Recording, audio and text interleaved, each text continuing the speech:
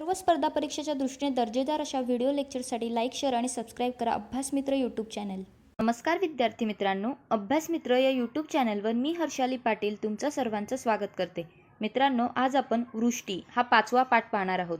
मित्रांनो, वृष्टी म्हणजे काय तर तुम्हाला फक्त पर्जन्य वाटू शकतं, म्हणजे पाऊस। तर मित्रांनो, वृष्टीचे देखील प्रकार असतात, ते आपल्याला यामध्ये अभ्यासायचे आहेत।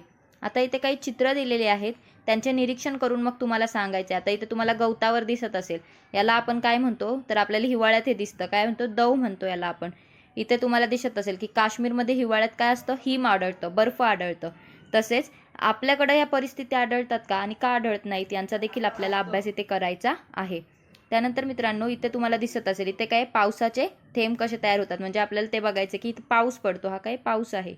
आणि इथे काय आहे तर लंडनमधील दिले, तर लंडनमध्ये कसं असतं हिवाळ्यामध्ये दुपारपर्यंत काय असतं, धुकं असतं। तुम्ही धुकं पाहिलं असणार, आपण हे डिटेलमध्ये अभ्यासूयाच। त्यानंतर मित्रांनो, गारा पडल्यावरती काय परिस्थिती उद्भवते हे देखील आपल्याला इथं दिलेलं आहे। तर असे काही वृष्टीचे प्रकार आहेत, ते आपल्याला डिटेलमध्ये पुढे अभ्यासायचे आहेत। मित्रांनो, आपल्याला माहितीच आहे सर्वांना की पृथ्वीचा 70.8% इतका भाग जो आहे तो कसा आहे, जलयुक्त आहे। म्हणजेच काय तर पृथ्वीचा 70.8% भाग हा पाण्याने व्यापलेला आहे आणि बाकीची काय आहे, जमीन आहे। तर पृथ्वीवरील या जलसाठ्याचे वितरण जे आहे ते कसे आहे, असमान आहे। म्हणजे काही भागात जास्त तर काही भागात, उत्तर गोलार्ध आणि दक्षिण गोलार्ध आपण बघतो तर यानुसार कसं असतं ते वेगवेगळं असतं। आता काही ठिकाणचे जे जलसाठे आहेत ते कसे आहेत, मर्यादित आहेत आणि काही ठिकाणी ते कसे आहेत, मुबलक प्रमाणात आहेत। तर मित्रांनो, आपल्याला काही चित्र दिलेली आहेत, आकृती 5.1 दिलेली आहे आणि त्यामध्ये दाखवल्याप्रमाणे आपल्याला जे चित्र आहेत त्यामध्ये आपण जलविष्कार आपण अनुभवतो। आपण ते चित्र पाहूया, ते काय आहेत, त्यामध्ये काय जलाविष्कार आपल्याला अनुभवायला मिळतो आणि वातावरणातील बाष्पामुळे हे आविष्कार घडत असतात। जलाविष्कार म्हणजे काय, पाण्याचे आविष्कार। तर हे कशामुळे घडत असतात तर वातावरणामध्ये जे बाष्प उपलब्ध आहे त्यामुळे हे आविष्कार घडत असतात। बघा 5.1 आकृती इथं दिलेली आहे, तुम्ही बघू शकता। वृष्टीची रूपे यामध्ये दिलेली आहेत, कशा प्रकारचं आहे ते इथे तुम्ही पाहू शकता, वेगवेगळ्या प्रकारचं आहे। तर मित्रांनो, हवामानात होणाऱ्या म्हणजे वेगवेगळ्या म्हणजे काय तर पर्जन्य, कुठे गारा पडल्यात, कुठे धुकं आहे, कुठे बर्फ पडलाय, तर स्नोफॉल, या सर्व गोष्टी इथे आपल्याला पाहायला मिळतात। तर मित्रांनो, हवामानात होणारे जे बदल आहेत त्यानुसार मग हे आविष्कार आढळतात। आणि हिवाळ्यात सकाळी काय असतं, दव पडतं। हिवाळ्यामध्ये काय असतं, सकाळी दव पडतं आणि जास्त प्रदेशावरील जे म्हणजे जास्त उंचीवरील जे प्रदेश असतात तिथे काय होतं, तिथं हिम पडतं आणि कुठे कुठे काय असतं, पाऊस पडतो। म्हणजे वेगवेगळ्या ठिकाणाच्या वातावरणानुसार किंवा वातावरणातील बदलानुसार जे बाष्पाचं प्रमाण आहे त्यानुसार मग या गोष्टी आपल्याला, या भौगोलिक घटना आढळत असतात। म्हणजे वृष्टीची रूपे आपल्याला पाहायला मिळतात। तर काही प्रदेशामध्ये दाट धुके पडत असते आणि काही प्रदेशात अचानक गारा पडून पिकांचे नुकसान होते। गारा पडल्यामुळे काय होतं, पिकांचं नुकसान होतं। आता मित्रांनो, आपल्याला सगळ्यात आधी काय बघायचं आहे तर वृष्टी बघायचं आहे। तर बघूया, ढगातून जमिनीकडे द्रव रूपात किंवा घन रूपात पाण्याचा वर्षाव होतो। कुठून, ढगातून जमिनीकडे द्रव रूपात किंवा घन रूपात, मग हे जो वर्षाव आहे त्याला आपण वृष्टी म्हणतो। तर बघा, त्यामध्ये मुख्यतः हिम, गारा, पाऊस म्हणजेच काही पर्जन्य ही वृष्टीची आपल्याला प्रमुख रूपे पाहायला मिळतात। इथे आपल्याला दिलेलं आहे। आता आपल्याला एक एक प्रकार, जे वृष्टीचे प्रकार आहेत, वृष्टीची रूपं आहेत, ते एक एक डिटेलमध्ये अभ्यासायचे आहेत। सुरुवातीला आपण हिम बघूया। तर मित्रांनो, वातावरणातील हवेचे तापमान जे असते ते गोठण बिंदूखाली जेव्हा जाते, कशाखाली, गोठण बिंदूखाली। गोठण म्हणजे काय आपल्याला माहिती असेल, उत्कलन पॉईंट असतो तसा गोठण बिंदू देखील असतो। म्हणजे बर्फ रूपात जेव्हा व्हायला जातं ते वातावरणातील हवेचे तापमान, त्या गोठण बिंदू जो असतो त्याच्या खाली जेव्हा जाते तेव्हा हवेतील बाष्पाचे थेट रूपांतर कशात होत असते, हिमकणांमध्ये होत असते गोठण बिंदूच्या खाली गेल्यानंतर। आणि या क्रियेला आपण काय म्हणतो, संप्लवन म्हणतो। संप्लवन म्हणजे काय तर आता जे हवेचे म्हणजे वायूचे डायरेक्ट कशात रूपांतर होते, डायरेक्ट बर्फामध्ये, म्हणजेच काय तर घनरूपात रूपांतर होते। जसे आपण पाहतो की जे घनरूप असतं, जे कापूर असतो त्या उन्हात ठेवलं तर आपण त्याचं डायरेक्ट वायूत रूपांतर होतो, त्याला संप्लवन म्हणतात। तसेच मित्रांनो, इथे देखील जेव्हा हवेचे तापमान म्हणजे हवेचे तापमान जेव्हा गोठण बिंदूखाली जाते, हवा म्हणजे काय झालं, वायू झाला, आणि त्या वायूचं डायरेक्ट रूपांतर कशात होतं, हिमकणांमध्ये होतं। द्रवात न होता डायरेक्ट हिमकणात होतं, म्हणून याला देखील आपण काय म्हणतो, संप्लवन असे म्हणतो। आणि या क्रियेमध्ये वायुरूपातील बाष्प जे असतं ते घनरूपात रूपांतरित होते आणि अशा घनरूपातील वृष्टीलाच आपण काय म्हणतो, हिमवृष्टी असे म्हणतो। घनरूपातील जी वृष्टी असते त्याला काय म्हणतो, हिमवृष्टी म्हणतो।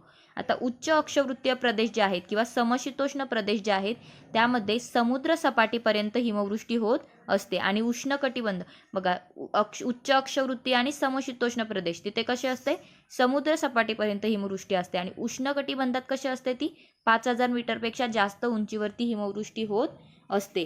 तर हे इथे लक्षात घ्या, एवढा फरक. जे उच्च अक्षवृत्तीय म्हणजे काय, आपल्या ध्रुवांकडे, बरोबर. उच्च अक्षवृत्त म्हणजे ध्रुवांच्या साईडला, आणि त्याच्या खाली समशीतोष्ण येतं. आणि उष्णकटिबंधीय म्हणजे कुठं, तर आपल्या विषुववृत्ताच्या जवळचा प्रदेश. त्यानंतर मित्रांनो, हिम घन स्वरूपात असल्याने ते पाण्याप्रमाणे वाहून जात नाही. कसे असते, ते घन स्वरूपात असते आणि त्यामुळे ते वाहून जात नाही आणि ते थरावर थर त्याचे साचत जातात. हे जे हिम असतं ते मोठ्या प्रमाणावरती साचल्यामुळे काय होतं, भरपूर वेळा काय होतं, त्या प्रदेशातील जी वाहतूक असते किंवा संदेशवहन सेवा जी असते ती कोलमडून जाते. आता जम्मू काश्मीरचं तुम्हाला उदाहरण माहिती असेल की श्रीनगर राजधानी आहे आणि जम्मू आहे, तर काय केलं जातं, या हिम जे साचतं श्रीनगरमध्ये खूप, त्यामुळे जी राजधानी आहे जम्मू काश्मीरची ती जम्मूला शिफ्ट केली जाते हिवाळ्यामध्ये. तर अशा प्रकारे मित्रांनो, ते का तर वाहतूक आणि संदेशवहन सेवा ठप्प होतात आणि राजधानीच्या प्रदेशात आपल्याला या सेवा जरा चांगल्या प्रकारे पाहिजे असतात, म्हणून ते बर्फ साचल्यामुळे ह्या ठप्प झाल्या सेवा की आपल्याला ती राजधानी तिथली जी आहे ती चेंज केली जाते. त्यानंतर मित्रांनो, हिमप्रदेशात लोकांना हिमदाह होण्यापासून सतत काळजी घ्यावी लागते. जसं गरमी खूप जास्त असली तर आपल्याला ती उष्णता किंवा गरमी उन्हाळी लागतो आपण म्हणतो, तसं हिमप्रदेशात देखील लोकांना हिमदाह लागत असतो आणि त्यापासून काळजी घ्यावी लागते. हिम वितळल्यापासून, जे हिम वितळलं त्यापासून काय होतं, त्या प्रदेशाला पाणी मिळत असतं. म्हणजे हिम वितळलं की त्या प्रदेशाला त्या वितळलेल्या हिमापासून पाणी मिळतं. त्यानंतर मित्रांनो काय म्हटलंय, माहिती आहे का तुम्हाला, जो गोठलेला जलाशय आणि हिमाच्छादित पर्वतरांग आपल्याला दिलेली आहे. तर आपण बघूया, हिम व बर्फ यामध्ये काय असतो, फरक असतो. हिम आणि बर्फ यामध्ये काय असतो, फरक असतो. बघा, उच्च अक्षवृत्तीय व अतिउंचीवरील प्रदेश जे आहेत, जेथे तापमान कसे असते, 0 डिग्री सेल्सिअसपेक्षा कमी असते. म्हणजे ध्रुवांवरती पकडूया आपण, 0 डिग्री सेल्सिअसपेक्षा तापमान कसे असते, कमी असते आणि तेथे हिमवर्षावाच्या स्वरूपात वृष्टी होते. म्हणजेच काय होतं, हिमवर्षा होतो. त्याला आपण ती वृष्टीच म्हणतो, पण ती हिमवर्षावाच्या स्वरूपात असते. आणि तिथले हिम जे असते ते कसे असते, भुसभुशीत असते आणि अपारदर्शक असते. म्हणजे सफेद पांढरे शुभ्र बर्फ असतं. तुम्ही जात असाल कुठे फिरायला वगैरे, सिमला, तिथलं जे बर्फ असतं ते कसं असतं, भुसभुशीत आणि कसं असतं, अपारदर्शक असतं. आणि या हिमाचे थरावर थर साचतात आणि या थरांच्या दाबामुळे हिमाचे खालचे थर जे असतात ते एकसंध, भरीव व पारदर्शक बनतात. म्हणजे थरावर थर साचत जातात, पण वरचा थर कसा असतो, अपारदर्शक असतो. पण जे खालचा थर असतो तो खूप दाबून दाबून घट्ट होतो आणि भरीव होतो. मग त्यामुळे ते काय होतात, पारदर्शक बनतात. आणि अशा रीतीने तयार झालेला भरीव पारदर्शक हिमाला काय म्हटलं जातं, बर्फ म्हटलं जातं. तुम्ही बर्फाच्या लाद्या पाहत असाल, त्या कशा असतात, पारदर्शक असतात, बरोबर. परंतु जे हिम असतं ते कसं असतं, अपारदर्शक असतं, पांढरं शुभ्र असतं. तुम्हाला याचं उदाहरण द्यायचं म्हणजे, बर्फाची लादी जी असते ना, तुम्ही गोळा खात असाल बर्फाचा, तर ते जेव्हा गोळेवाला जेव्हा त्या बर्फाचा किस पाडत असतो, तो जो किस पाडलेला असतो त्याला आपण हिम म्हणू शकतो. पण जो बर्फाची लादी असते तो काय असतो, बर्फ जी लादी असते म्हणजे ज्याच्यापासून किस केला जातो त्या बर्फाचा, त्याला काय म्हणतो, बर्फ आपण म्हणतो. तर मित्रांनो, तापमान गोठणबिंदूपेक्षा कमी झाल्यास जो जलाशय असतो त्यावर बर्फाचा थर तयार होतो. कधी, तापमान जे असतं ते गोठणबिंदूपेक्षा कमी झाले की जलाशयावरती बर्फाचा थर तयार होतो. आणि असा जो बर्फ असतो, जो थर तयार झालेला असतो, त्या जलाशयाच्या पृष्ठभागावरती तरंगत असतो आणि या बर्फाचा हिमवृष्टीशी थेट संबंध नसतो. हा त्या हिमापासून तयार झालेला असतो, पण त्याचा हिमवृष्टीशी संबंध नसतो. इथे तुम्ही हिमवर्षावची आकृती, चित्र जे दिलेलं आहे ते पाहू शकता. हिमवर्षाव कशा प्रकारे होतं, आपण बऱ्याचदा पिक्चरमध्ये वगैरे पाहतोच. त्यानंतर मित्रांनो, पुढचं रूप आहे ते म्हणजे गारा. तर बघा, भूपृष्ठावरती जास्त उष्णता असताना ऊर्ध्वगामी हवेचा प्रवाह जो असतो तो कसा वाहतो, जोरात वाहतो. कधी, भूपृष्ठ म्हणजे आपल्या जमिनीवरती जेव्हा जास्त उष्णता असते तेव्हा ऊर्ध्वगामी हवा जी असते, म्हणजेच काय, तर अशा प्रकारची हवा, हे प्रवाह कसे वाहतात, जोरात वाहतात. आणि या ऊर्ध्वगामी प्रवाहामुळे हवेचे तापमान कमी होते आणि हवेतील बाष्पाचे काय होते, सांद्रीभवन होते. हवेतील जे बाष्प असते त्याचे सांद्रीभवन होते आणि त्यापासून गडद रंगाचे ढग तयार होतात. गडद म्हणजे काळ्या रंगाचे ढग तयार होतात. आणि भूपृष्ठाकडून येणाऱ्या हवेच्या ऊर्ध्वगामी प्रवाहामुळे, जे भूपृष्ठाकडून येणारे हवेचे प्रवाह म्हणजे वर जाणारे जे प्रवाह असतात हवेचे, त्या प्रवाहामुळे काय होतं, जलकण जे असतात ते उंचावर जातात, आणखी उंचावर ते जातात आणि त्या ठिकाणी जलकणांचे घनीभवन होते. म्हणजे ते जलकण जे असतात ते एकत्र येऊन त्यांचं घनीभवन होतं. काय होतं ते घनीभवन होतं आणि त्यातून मग गारांची निर्मिती होते आणि त्या गारा अशा प्रकारे मग जमिनीवर येत असतात. आता त्या गारा जमिनीवरती काय येतात मित्रांनो, कारण ते जलकणांचे घनीभवन होते, बरोबर. नॉर्मल जलकण असले तर ते खाली नाहीत, पण ते जेव्हा घनीभवन होते तेव्हा ते जड असतात, एकत्र येतात म्हणजे जड होतात. त्याला काहीतरी वस्तुमान प्राप्त होतं, वजन प्राप्त होतं आणि त्या जड असल्याने त्या भूपृष्ठाकडे येऊ लागतात. परंतु हवेच्या जोरदार ऊर्ध्वगामी प्रवाहामुळे त्या पुन्हा वर नेल्या जातात आणि म्हणजे त्या हवेचा प्रवाह चालूच असतो, त्यामुळे त्या पुन्हा वर जातात, खाली येतात आणि पुन्हा वर जातात. मग तेथे काय होतं, पुन्हा वर गेल्या की त्या गारांवरती हिमाचे नवीन थर म्हणजे पुन्हा वर गेल्या की पुन्हा नवीन थर साचतात आणि असे सतत घडत राहते. खाली येतात, पुन्हा वर जातात, त्याच्यावर नवीन थर. मग एका वेळी काय होतं, त्या आकाराने खूप मोठ्या होत असतात आणि इतक्या मोठ्या होतात की मग अनेक समकेंद्री थर तयार होतात त्यावरती आणि ते थर तयार झाले की या मोठ्या झालेल्या ज्या गारा असतात त्या गुरुत्वाकर्षणामुळे काय होतात, वेगाने जमिनीवरती येतात. जेव्हा गारा पडतात त्या कशा असतात, खूप वेगाने जमिनीवर येतात. त्या कशामुळे येतात, गुरुत्वाकर्षणामुळे येतात आणि या गारांच्या वृष्टीला आपण गारपीट असे म्हणतो. गारांच्या वृष्टीला काय म्हणतो, गारपीट असे म्हणतो. मित्रांनो, या गारपिटीमुळे अनेकदा पिकांचे खूप सारे नुकसान झालेले होते आणि जीवित आणि वित्तहानी देखील या गारपिटीमुळे होत असते. त्यानंतर काय म्हटलंय, पावसापासून संरक्षण करण्यासाठी आपण रेनकोट किंवा छत्री वापरतो. तर गारपिटीपासून संरक्षण होण्यासाठी तुम्ही काय कराल, तुम्हाला विचारलं आहे. जरा डोकं चालवा. तुम्हाला माहिती असेल जेव्हा गारा पडतात तेव्हा काय होतं, आपल्याला खूप लागतं, खूप जोरात लागतात त्या. बघा, लोखंडाची शिल्ड बिल्ड वापरत असाल तर काय वापरून बघा. आता काय तुम्हाला वाटतं याच्यावरती तुम्ही विचार करा. त्यानंतर काय म्हटलंय, भारत, आफ्रिका, आग्नेय आशियाच्या काही भागांमध्ये उन्हाळ्यात देखील गारा पडतात. हिवाळ्यातच गारा पडतात किंवा पावसाळ्यातच गारा पडतात असं नाही. तर भारत आणि आफ्रिकेचा आणि आग्नेय आशियाचा काही भाग जो आहे तिथे उन्हाळ्यात देखील गारा पडतात. आणि विषुववृत्तावरती वातावरणातील जी उष्णता आहे, कारण विषुववृत्तावरती खूप तापमान असतं म्हणजे तिथे गारा पडतच नाही, कारण की इतकं तापमान असतं की त्या बर्फ ते साचतच नाही, ते पूर्ण वितळून जातं. आणि शीत कटिबंधामध्ये ऊर्ध्वगामी प्रवाह नसतात, त्यामुळे तिथे देखील गारा पडत नाही. म्हणजे गारांसाठी ऊर्ध्वगामी प्रवाह गरजेचे असतात. का गरजेचे असतात, कारण की ते जलकण पुन्हा पुन्हा वर जाऊन त्यावर हिमाचा थर साचला पाहिजे ना. ते कशामुळे वर जातात, तर या ऊर्ध्वगामी प्रवाहामुळे जातात. तर ते शीत कटिबंधात ऊर्ध्वगामी प्रवाह नसतात म्हणून तिथे गारा पडत नाही, तिथं फक्त हिमवृष्टी होते. त्यानंतर मित्रांनो, तुम्हाला एक प्रयोग करून बघायला सांगितला आहे, धातूचे झाकण वगैरे घेऊन. तुम्ही हा प्रयोग वाचून घ्या आणि करून बघा. मी हे प्रयोग यासाठी घेत नाही कारण हे वेळ जास्त घेतील आणि तुम्ही काही करून तर स्वतः बघणार नाही. जर मी सांगितलं तुम्ही थोडं करून बघा, पॉसिबल असेल तर, नाहीतर आपण एक्सप्लेनेशन डायरेक्ट बघूया. तर बघा मित्रांनो, आता काय त्यांनी म्हटलं तर धातूचे झाकण घ्यायला सांगितलेलं, काचेची बरणी असं आणि खिळा, हातोडी या सर्व गोष्टी घेऊन ती काचेची बरणी आपल्याला झाकण बाजूला काढायला सांगितलं होतं आणि त्या वरच्या बाजूला काय करायचं होता, खिळा मारायचा होता आणि हातोडीच्या साहाय्याने टोचे पाडायचे होते. आणि काय करायचं होतं, त्या बरणीमध्ये उकळलेले पाणी आपल्याला, जे वाफळलेले पाणी, उकळलेले पाणी नाही, जे वाफळलेले थोडेसे वाफ आलेले पाणी घ्यायचं होतं आणि काचेच्या बरणीवरती टोचे पाडलेले जे झाकण असतं ते घट्ट बसवायचं होतं आणि त्या बरणीतील पाण्याची जी वाफ आहे ती बाहेर पडणार नाही याची आपल्याला काळजी घ्यायची होती. म्हणजे काय करायचं, तर बरणीच्या झाकणावर बर्फाचे तुकडे, मूठभर खडे मीठ आणि थोडेसे पाणी टाकायला त्यांनी सांगितले होते. हा 10-15 मिनिटांचा प्रयोग होता. तर आपण बघूया त्यामुळे काय होईल. तर बरणीतील जी गरम पाण्याची वाफ आहे ती हलकी असते आणि त्यामुळे ती काय होते, ऊर्ध्व दिशेने जाते, म्हणजे वरच्या बाजूने झाकणाच्या साईडला ती येईल खालून.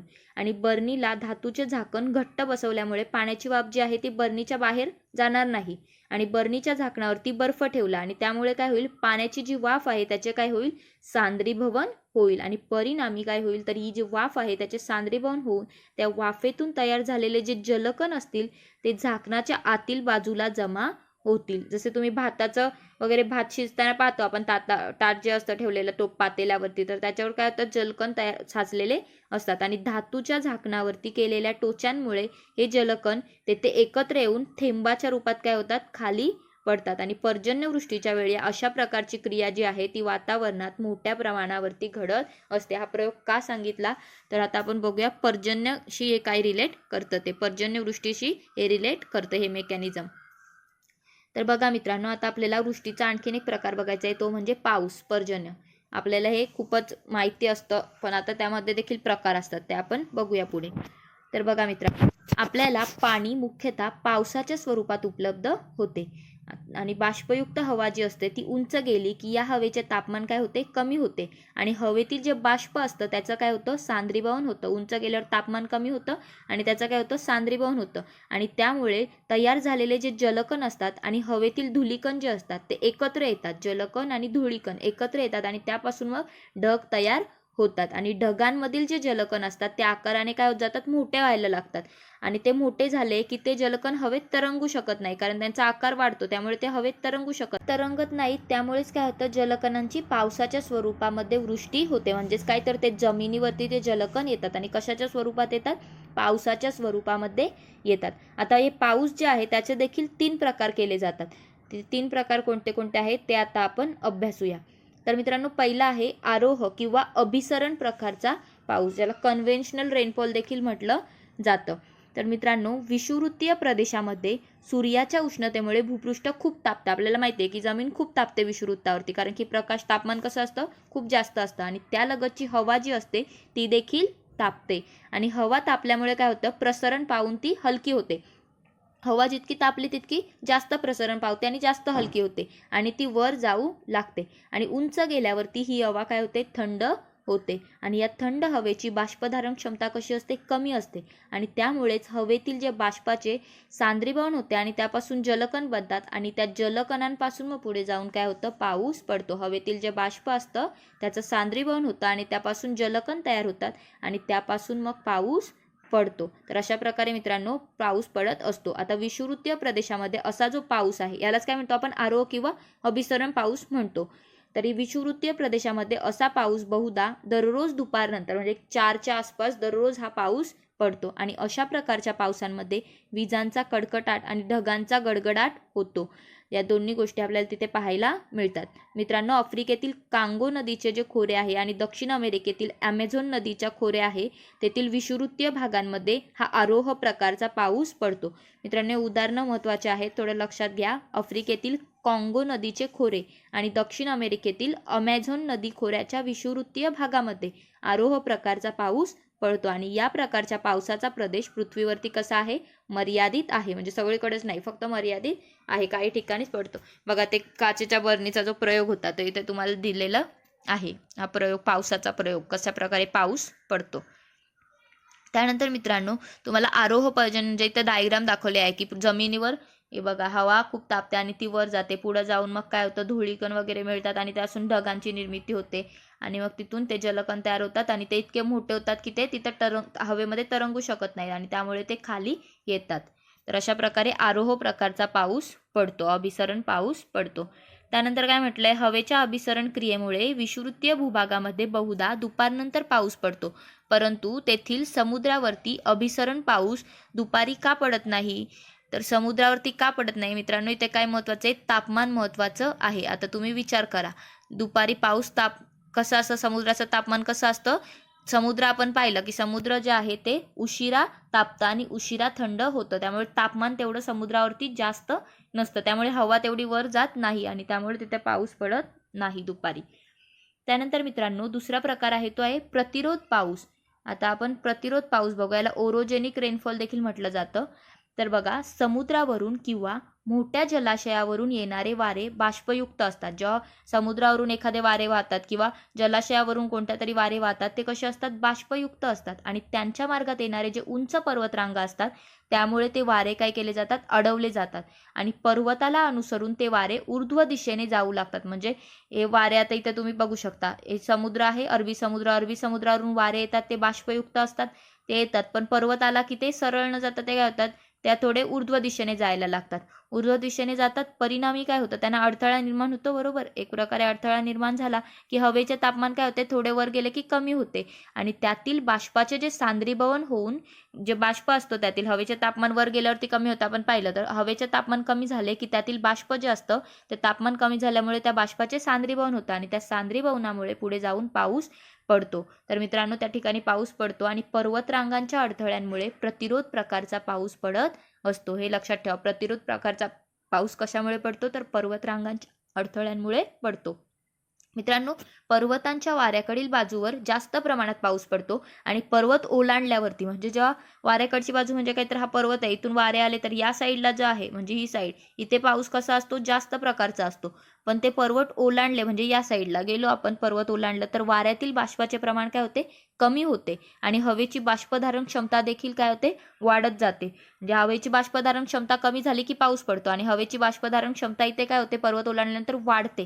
त्यामुळे वाऱ्याच्या विरुद्ध दिशेकडील पर्वताच्या बाजूला पावसाचे प्रमाण कमी होत जाते आणि त्यामुळे हा जो प्रदेश असतो म्हणजे पर्वताच्या विरुद्ध दिशेच्या पर्वताची दुसरी बाजू असते तिथे पाऊस पडत नाही आणि त्यामुळेच त्याला पर्जन्य छायेचा प्रदेश देखील म्हटलं जातं. पर्जन्य छायेचा प्रदेश म्हणून तो प्रदेश ओळखला जातो. मित्रांनो, भारतीय उपखंडाचा आपण जर विचार केला तर मोसमी पावसाचा परिणाम कसा असतो, मोठा असतो. आपण मागे याविषयी पाहिलं आहे, जेव्हा मोसमी पाऊस आपण पाहिला होता, मोसमी वारे वगैरे, तेव्हा आपण याविषयी अभ्यासलं होतं आणि या मोसमी वाऱ्यांपासूनच भारतामध्ये पाऊस पडतो आणि तो कसा असतो, जो पाऊस पडतो तो प्रतिरोध प्रकारचा भारतामध्ये पाऊस पडतो. कशामुळे, मोसमी वाऱ्यांमुळे. इथे तुम्हाला डायग्राम दिलेली आहे, इथे पण दिलेला आहे, तुम्ही बघू शकता.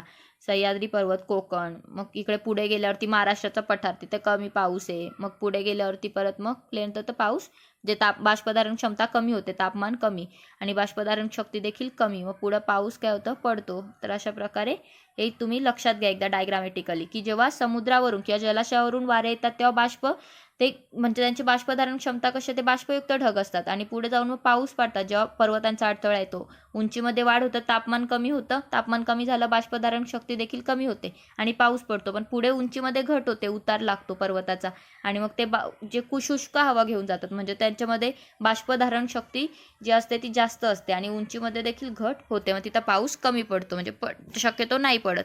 त्यानंतर पुढे मग परत कमी बाष्पयुक्त ढग जे असतात ते पुढे त्यांची बाष्पधारण शक्ती वाढते आणि बाष्पधारण शक्ती कमी होते आणि तापमान देखील कमी होतं, मग परत तिथे पाऊस पडतो, पर्जन्यामध्ये वाढ होते. तर अशा प्रकारे जास्त पर्जन्याचा प्रदेश, पर्जन्यामध्ये वाढ, पर्जन्य छायेचा प्रदेश हे आपल्याला महाराष्ट्राच्या भूप्रदेशाचा त्यांनी छेद दिलेला आहे, तिथली पर्जन्य स्थिती दिलेली आहे. त्यानंतर मित्रांनो, तिसरा आहे सायक्लोनिक रेनफॉल, ज्याला आवर्त पाऊस असे म्हटले जाते. तर हा देखील एक महत्त्वाचा प्रकार आहे. तुम्ही ते आवर्त पाऊस बघू शकता. सायक्लोन्स कशा येतात, तर अशा प्रकारे सायक्लोन्स असतात. आपण आवर्त अभ्यासलं होतं, हाय प्रेशर, लो प्रेशर, कमी दाब, उच्च दाब. तर तुम्हाला डिटेलमध्ये आवर्त जर अभ्यासाचं असेल तर आपले एक व्हिडिओ आहे जी भूगोलावरती बनवली आहे, त्यामध्ये तुम्ही जे पुढं जा थोडी व्हिडिओच्या आणि हवामानशास्त्रामध्ये तुम्हाला सायक्लोन करून आवर्त एक टॉपिक आहे जो आपण डिटेलमध्ये घेतलेला आहे, तिथे तुम्ही बघू शकता. माहिती आहे की वारे नेहमी जास्त दाबाकडून कमी दाबाकडे वाहतात, त्यामुळे इथे काय असतं, सायक्लोन जे आवर्त असतात त्यामध्ये काय असतं, मध्ये काय असतो, लो प्रेशर म्हणजेच कमी दाब असतो आणि साईडने काय असतो, हाय प्रेशर, उच्च दाब असतो आणि त्यामुळे वारे मग अशा प्रकारे ते त्यांना मोमेंटम प्राप्त होतं आणि त्यामुळे ते गोल गोल गोल गोल चक्रीवादळ आपण ज्याला म्हणतो, तर सायक्लोन असे तयार होतात, आवर्त तयार होतात आणि मग त्यामधून पाऊस पडतो. आपण ते बघूया आता. आवर्त पाऊस, तर आवर्त म्हणजे एखाद्या ठिकाणी हवेचा दाब जो असतो तो आसपासच्या प्रदेशापेक्षा कमी होतो आणि त्यातून हवेची विशिष्ट रचना तयार होते. म्हणजे एखाद्या ठिकाणी कमी दाब तयार होतो आणि बाजूला कसा असतो, कम्पॅरेटिव्हली थोडा जास्त दाब असतो आणि या रचनेला आपण आवर्त असे म्हणतो. आता आवर्ताच्या केंद्रभागाकडे आसपासच्या प्रदेशातून हवा चक्राकार पद्धतीने येऊ लागते. आपण पाहिलं की अशा प्रकारे हवा येते आणि या केंद्र भागातील हवा जी असते ती वर जाऊ लागते आणि ही हवा उंच गेल्यावरती तिचे तापमान कमी होते आणि हवेतील बाष्पाचे सांद्रीभवन होते आणि सांद्रीभवन होऊन काय होतं, पाऊस पडतो. मित्रांनो, पावसामध्ये सांद्रीभवन ही संकल्पना महत्त्वाची आहे. जेव्हा हवेतील बाष्प ज्या हवेचे तापमान काय होते, कमी होते हवा उंच गेल्यावरती आणि तेव्हा हवेतील बाष्पाचे काय होते, सांद्रीभवन होते. त्यानंतर मित्रांनो, आवर्त ज्या प्रदेशावरून जातात तेथे पाऊस पडतो. म्हणजे आता एवढा मोठा समजा एखाद्या देशाचा नकाशा आहे, आता असं नसेल, समजा पकडून घ्या हा नकाशा आहे, तर इथून आवर्त आला, इथे आला तर इथे पाऊस पडणार, ते पुढे इथे गेला तर इथे पाऊस पडणार, त्याला इथे पाऊस पडणार. जेव्हा आवर्त इथे असेल तर या ठिकाणी पाऊस पडेलच असं नाही किंवा नाहीच पडत. ज्या ठिकाणी आवर्त आहे त्याच्या आसपासच्या प्रदेशातच पाऊस पडतो. तर मित्रांनो, याचे क्षेत्र देखील कसे असते, विस्तीर्ण असते आणि त्या मानाने उष्णकटिबंध जो आहे तिथे पडणारा आवर्त पाऊस मर्यादित क्षेत्रावरती पडतो आणि तो कसा असतो, वादळी स्वरूपाचा असतो. उष्णकटिबंधातील आवर्त पाऊस कसा असतो, वादळी स्वरूपाचा असतो. मर्यादित क्षेत्रावर पडतो परंतु तो वादळी स्वरूपाचा असतो, म्हणजे खूप जास्त नुकसान करतो. प्रतिरोध प्रकारचा पर्जन्य जगात सर्व भागांमध्ये पडतो. जे सर्वात जास्त भागांमध्ये पडतो. प्रतिरोध प्रकारचा पर्जन्य जो आहे तो जगात सर्वात जास्त पडत असतो. आणि आरोह पर्जन्य हा प्रादेशिक स्वरूपाचा पर्जन्य आहे, तो प्रदेशानुसार असतो. तर विषुववृत्तीय भागामध्ये पडणाऱ्या आरोह पर्जन्यामध्ये बरीच निश्चितता असते. म्हणजेच काय, तर त्या मानाने जे आरोह पर्जन्य जे आहे ते विषुववृत्तीय भागामध्ये आपल्याला माहिती आहे की तिथं विषुववृत्तीय भागात आरोह पर्जन्य असणारच, आणि त्या मानाने प्रतिरोध आणि आवर्त पर्जन्य जे आहे त्यांची निश्चितता कमी असते. ते एक विशिष्ट आपल्याला त्यासाठी परिस्थिती निर्माण व्हावी लागते, आणि त्यामुळे या प्रकारच्या पर्जन्य क्षेत्रांना काही वेळेस अतिवृष्टी, पूर, तर काही वेळा अवर्षण सारखं आपत्तींना तोंड द्यावे लागते. म्हणजे यांची निश्चितता नसते, कधी येऊ शकतात, निश्चित वेळ नसतात. आता आरोह पर्जन्य जे आहे ते विषुववृत्तावरती निश्चित वेळ येतं, जसं आपल्याला माहिती आहे की दररोज संध्याकाळी असतं. परंतु हे जे प्रतिरोध पर्जन्य आणि आवर्त पर्जन्य आहे यांची निश्चितता कमी असते, आणि त्यामुळेच कधी कधी काय होतं, अतिवृष्टी होते, पूर येतात, आणि काही वेळे अवर्षणासारख्या आपत्ती निर्माण होतात. मित्रांनो, आपल्याला आकृती दिली आहे 5.7. त्याचा अभ्यास करून तुम्हाला काही प्रश्न विचारले आहेत, त्याची उत्तरं द्यायची आहेत. तुम्ही हा नकाशा एकदा बघून घ्या. जागतिक पर्जन्याचे वितरण दिलेले आहे. नकाशाशी थोडी मैत्री करा आणि त्यांची उत्तरं देण्याचा प्रयत्न करा. कारण मी ते सगळंच घेत बसले तर तुम्ही काही स्वतःहून कष्ट घेणार नाही आणि वेळ पण जास्त जाईल. आता काय म्हटलंय, जरा विचार करा. जास्त पावसाचे प्रदेश उष्णकटिबंधातच मोठ्या प्रमाणावरती का आहेत, हे तुम्हाला विचारलं आहे. आता पाऊस पडण्यासाठी परिस्थिती काय निर्माण व्हावी लागते तुम्हाला माहिती आहे. तापमान कसं झालं तापमान जास्त पाहिजे, त्यामुळे हवा हलकी होते. हवा हलकी झाली की काय होतं, तापमान जास्त असेल, हवा हलकी झाली, हवा वर जाते. हवा वर गेली की त्याची बाष्पधारण शक्ती काय होते, कमी होते, आणि बाष्पाचे सांद्रीभवन होऊन काय होतं, पाऊस पडतो. त्यानंतर काय म्हटलंय, हे नेहमी लक्षात ठेवा. वातावरणातील बाष्पाचे प्रमाण, हवेचा दाब आणि तापमान हे जे घटक आहेत ते प्रदेशातील पावसाच्या प्रमाणावरती परिणाम करतात. कोण? बाष्पाचे प्रमाण, हवेचा दाब आणि तापमान हे 3 घटक महत्त्वाचे आहेत. प्रदेशाची भूरचना, अक्षवृत्तीय स्थान यांचाही परिणाम पावसावर होत असतो. तर मित्रांनो, हे देखील महत्त्वाचं आहे. त्यानंतर आपल्याला पर्जन्यमापक एक यंत्र दिलं आहे, किंवा एक पर्जन्यमापक काय आहे तर ते आपल्याला बघायचं आहे. यंत्र नाही म्हणू शकत, तर पर्जन्यमापक काय असतं हे आपल्याला बघायचं आहे. उपकरण आहे एक. तर मित्रांनो, पाऊस मोजण्यासाठी जे उपकरण वापरतात त्यास आपण पर्जन्यमापक असे म्हणतो. इथे तुम्हाला चित्र दिलेलं आहे, नरसाळ, बाटली. मग त्यानुसार पर्जन्यमापक कशा प्रकारे आहे ते तुम्ही बघू शकता. तर बघा, आपल्याला आकृती दिली आहे, त्यामध्ये पर्जन्यमापकासाठी वापरलेले नरसाळे जे असते ते विशिष्ट व्यासाचे असते. व्यास म्हणजे असं विशिष्ट व्यासाचे त्यात नरसाळे वापरले जाते. इथे तुम्हाला नरसाळे दिलेलं आहे वर. तर बघा, ते विशिष्ट व्यासाचे नरसाळे असते, आणि या नरसाळ्यावरती पडलेल्या पावसाचे पाणी पर्जन्यमापकात बसवलेल्या बाटलीमध्ये जमा होते. ही खाली जी बाटली बसवली आहे, ॲरोने दाखवली आहे, ही बघा, ही बाटली आहे. तर यामध्ये ते पाणी या नरसाळ्यातून पडत असतं. त्यानंतर काय होतं, या बाटलीमध्ये पाणी जमा होतं, आणि हे जमा झालेले पाणी जे असतं ते मोजपात्राच्या साहाय्याने मोजले जाते. एका मोजपात्राच्या, म्हणजे इथं मोजपात्र दिलेलं आहे, या मोजपात्राच्या साहाय्याने ते मोजले जाते, आणि जास्त पावसाच्या प्रदेशात पर्जन्याची दर 3 तासांनी नोंद घेतली जाते, आणि या मोजपात्रावर मिलीमीटरच्या खुणा केलेल्या असतात. आणि पाऊस मोजण्यासाठी पर्जन्यमापक उघड्या जमिनीवरती, आता जे पाऊस मोजला जातो त्यासाठी उघड्या जमिनीवरती पर्जन्यमापक जो 30 सेमी उंचीचा सपाट चौथरा बांधला जातो आणि त्यावर ठेवला जातो. जे उघड्या जमिनीवरती 30 सेमी उंचीचा सपाट चौथरा बांधला जातो आणि त्यावरती हे ठेवलं जातं, आणि त्यामुळे पावसाचे पाणी कोणतीही बाधा न येता जमा करता येतं. म्हणजे त्यात दुसरं काही मिक्स नाही होतं. आपण नॉर्मल पावसाच्या पाणीच आपल्याला त्यामध्ये मिळेल, आणि कोणतीही बाधा न येता ते आपल्याला मिळतं. आकृती 5.8 दिलेली आहे त्यासाठी, ते आपण बघूया पुढे. तर मित्रांनो, इथे तुम्ही बघू शकता पर्जन्यमापक मगाशी म्हटल्याप्रमाणे तर मोजपात्र असतं, चबुत्रा कसा बनवला आहे आणि त्यावरती ते ठेवलं जातं. त्यानंतर मित्रांनो काय म्हटलंय, माहिती आहे का तुम्हाला 1 मिलीमीटर पाऊस म्हणजे किती पाणी? बघा, जमिनीवरती पडणाऱ्या 1 मिलीमीटर पावसाच्या पाण्याचा थर, ज्याचे पाणी वाहून जाऊ न देता, जमिनीत मुरू न देता आणि बाष्पीभवन होऊ न देता साठवले तरी किती पाणी जमा होईल, हे आपल्याला पुढील उदाहरणाद्वारे समजून घ्यायचं आहे. बघा, म्हणजे काय, तर ते पाणी जमिनीत मुरू नाही द्यायचे, ते पाणी वाहून नाही द्यायचे, आणि त्याचे बाष्पीभवन देखील होऊ नाही द्यायचे. म्हणजे जमिनीवर पडणारे 1 मिलीमीटर पाऊस असतो. बघा, उदाहरणार्थ एका चौरस किलोमीटर क्षेत्रावरती जर 1 मिलीमीटर पाऊस पडला तर त्यापासून 10 लाख लिटर पाणी उपलब्ध होते. बघा, 1 मिलीमीटर पावसापासून किती पाणी उपलब्ध होते, एका चौरस किलोमीटर क्षेत्रामध्ये 10 लाख लिटर पाणी उपलब्ध होते. तसेच मित्रांनो हिमवर्षाव कसा मोजला जातो, तर हिमवर्षाव देखील पर्जन्यमापकाच्या सहाय्याने मोजता येतो आणि त्यासाठी काय केलं जातं, हिमकणांनी भरलेले भांडे हिमकण वितळण्यापुरते काळजीपूर्वक गरम करतात, म्हणजे ते हिमकण फक्त वितळले पाहिजे एवढे, आणि त्यापासून मिळालेले पाणी मोजले जाते. म्हणजे 120 मिलीमीटरचा बर्फाचा जो थर असतो तो 10 मिलीमीटर पर्जन्यासमान असतो. तर बघा अशा प्रकारे पर्जन्य आणि बर्फ हिमवर्षाव देखील मोजला जातो.